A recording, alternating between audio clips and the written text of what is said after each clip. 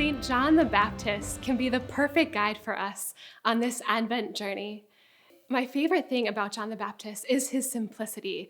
Simple guy just wandering the wilderness, looking to do the will of God alone. We can learn how to live simply from John right at the start, right at the very beginning of his life, even in the womb of his mother, Elizabeth.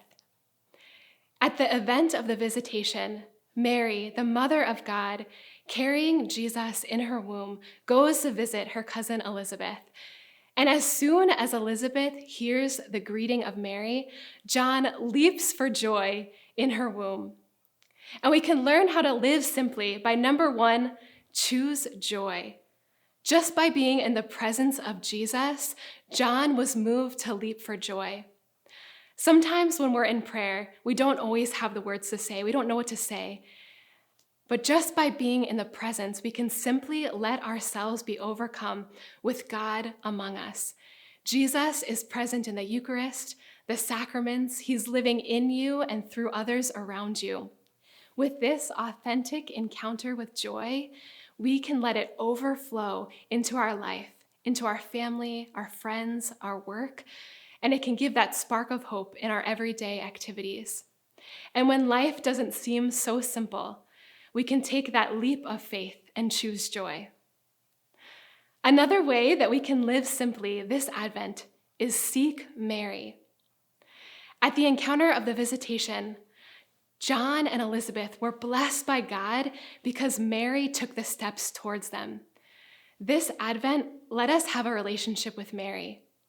The simplest way to have a relationship with Jesus is to go through her. We can have a relationship with her by maybe praying a daily rosary. You can consecrate your heart to hers, or maybe visit a local Marian shrine and just give all of your stuff to her. Give your needs and intentions. Mary's whole life is to magnify the Lord. She will simplify and illuminate the path to him for you. She has you. And finally, to live simply, let's be ourselves. Be yourself. John encountered Jesus for the first time, and it oriented his whole heart and his whole life towards God alone. As we watch John grow up in the Gospels, we see him stand confidently and courageously. He knows who he is and what his mission is. He says, "I am the voice crying out in the wilderness. Make straight the path of the Lord." He knows who he is in the eyes of God, his identity, his mission. Sometimes in life, things can get complicated and messy. The lies of the world creep in, and a wall builds up around our hearts, and it impacts us more than we know. All of a sudden, we're saying things like, "I'm too much. I'm not enough. I wish I was like this. I wish I wasn't like that." Let us courageously go to the Father and simply ask him, "Who do you say that I am?" This is the simple and profound truth. You are good. You are loved. You have value and worth. Receive the gift that you are.